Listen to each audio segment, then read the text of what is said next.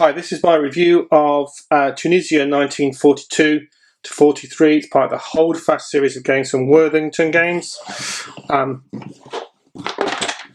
game, if we look at the back of the box, so 1 to 2 players, 3 out of 10 difficulty, victory within 2 hours. Yeah, I would agree with all that.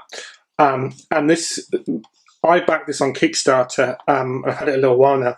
Published in 2017, and I played it quite a few times. So I thought I'd give you some thoughts as to what I liked about this game. So first up, let's have a look at the rulebook. This is quite a well-thumbed rulebook of mine. It's not many pages in rules. The components of the rulebooks are very nicely laid out.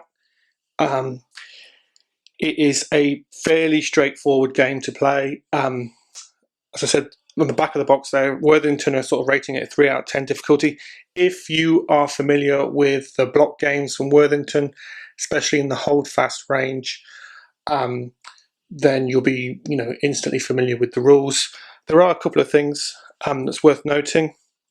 It's a block game, but it's different in the sense compared to some block games where the casualties the block take don't have an impact on the number of dice you're rolling in combat.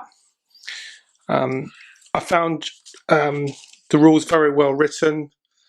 Didn't really have too many questions playing the game.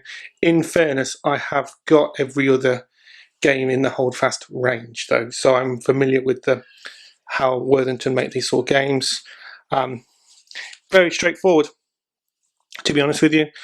This rulebook is coming in at, well, truth is really 5 pages of rules, so it doesn't take too much time to read through the rulebook a couple of times, place a few blocks out on the board and try out an example of movement and try out an example of combat, which is how I would always recommend learning a game, really.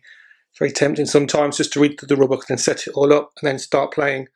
For me anyway, I like to learn just by putting a few counters out or blocks out in this case, just trying out the different mechanics of the game. As I said, it's all very straightforward. There are some out of supply rules. The game centers around using resource points. You are given resource points every turn. Typically it's 8 or 10 points, and you use those points to move your blocks or attack enemy hexes. You can also use them to sort of replace eliminated blocks or pips on the block, I'll call them. Yeah, overall very straightforward rules. I didn't have any problems with the rulebook, but like I said, I am very familiar with this game system. So let's have a look at the components of the game. It is a block game. I've laid the blocks down just for the purposes of the video. If you're playing 2-player, you would have the blocks facing you, so the back of the block is blank, outward face your opponent, and it has that great fog of war because your opponent doesn't know what those blocks are, which is one of the reasons I like playing block games 2-player. But also I play a lot of these type of games solitaire. But in this video I've just laid them down. The blocks are nice, they're quite hard wearing, the stickers are hard wearing. I've had this game now since it came out, it's a couple of years. I've probably played this game in full, I don't know, a dozen times, something like that. I normally play a block game once a week, and it's primarily because they're a game that can often be played in an evening from start to finish. So yeah, you can play this game in a couple of hours. The map is very readable, very clear what all the areas of the map are, what the contents of the hexes are. That is super important in this game. Let's just zoom out so we can see the whole map. So here it is, it's pretty much in its entirety. As I said, the map's very, very readable, which I enjoy. I never was in any doubt as to what the contents of the hex are, which is super important. The map also has useful game-orientated mechanics to it. So it has at the top, I think it might just be slightly outshot, but it has the resource points. On it has your turns on the map, which I enjoy. Down here, which is actually slightly off camera, I'm just going to move the camera just so we can see it. It has a really useful chart as to the terrain of the hexes, their movement point cost, and their impact on combat. That is absolutely critical. One of the things I really enjoy about this game is the impact of the terrain on combat, and it's got a very simple, elegant system where when you're attacking a hex, you look to see what's in your attacking hex and what's in the defender's hex, and sometimes, as you can see, there's rivers and there's rough terrain, and obviously towns and things like that. Escarpments as well have a big impact on gameplay, and when you're playing the game, they will modify in combat. I'll also point out, because this is a Kickstarter version, and I think this is exclusive to the Kickstarter version. It's wonderful small book on the history of the Tunisia campaign, which I absolutely loved. I've got quite a few books on this period of World War II, but it's always very welcome to have more readable content. This was great, yeah, I really enjoy sort of sitting down and reading these components in conjunction with the game, with a cup of coffee before I start playing the game, or sometimes after I've played the game as well. It's just good to review the history. This one is really good. So if you're lucky enough to have got the Kickstarter, I don't know if you can get this separately. I apologise, I don't know. It was prepared in the US Army Centre of Military History by Charles R. Anderson, and it's great. I really enjoyed reading it, and it had for me, it had a lot of value. For me, I think one of the things I like about this game is that historical content. It's not a super heavy war game. It's not got huge amounts of chrome compared to a lot of other games that I play. On the flip side, it's got, for me anyway, it's got enough, and it felt a really good game that you could play in an evening that's got enough historical reference that made it a really enjoyable experience. The other thing that I really like about this game is the sort of narrative element of the campaign, I'll call it. So at the beginning of the game, this game's that I've got set up here is just an example, roughly, I think, around turn 7 out of sort of 15, 16 turns. So just a little over halfway. And in this example, there was a lot of action to the north here, as you would expect. That's where the Axis have their sort of starting points. And then as the time progresses, as you go through 42, then you have Axis forces coming here down from the south, and the Allied player can either react to that or plan for that, and therefore you have this kind of interesting sort of dynamic of narrative where the Allied player, assuming they haven't been able to capture the objectives in the north there, have to decide how to split their forces.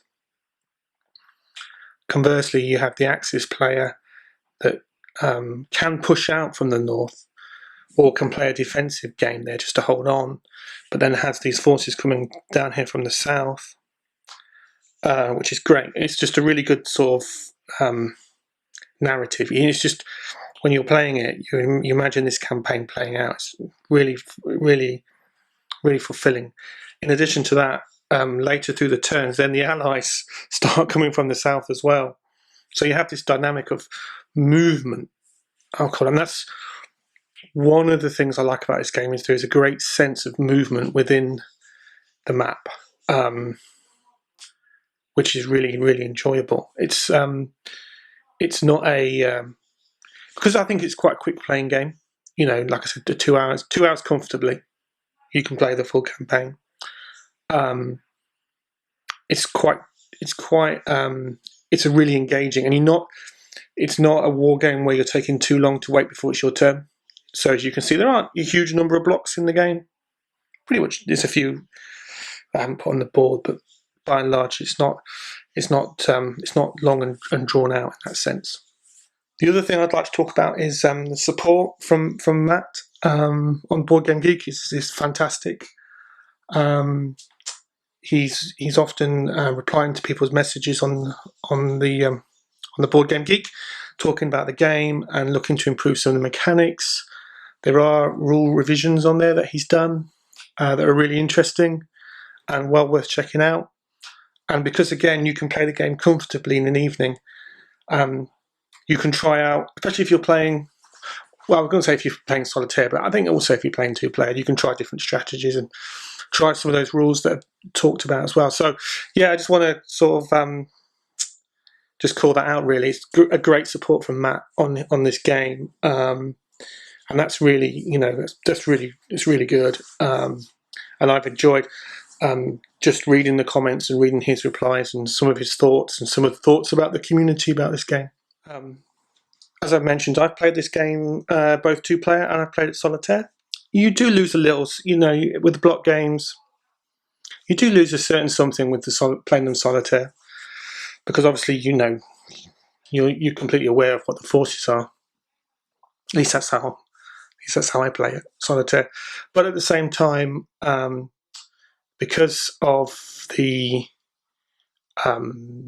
narrative that you can play and the fact that you can play this game quite effortlessly, I'll call it, in an evening. As I said, I normally play like a block game, really predominantly, once a week, once a fortnight. And that's one of the things I like about them. And the combat's interesting, and you can try different things. So, for example, in this game, I particularly deliberately left the Allies left this side unguarded, for want of a better expression. And as I'm playing through in my mind, in my imagination of this campaign, I'm going to have the Axis pushing up this way, the Allies coming and trying to defend here. There's the Kasserine Pass, for example, and it has that, which I really enjoy. It's not, and I'll be clear about this, it's not a solitaire game where you're playing against the game. You can play it solitaire as in you're playing both sides. It's not got an AI or anything like that.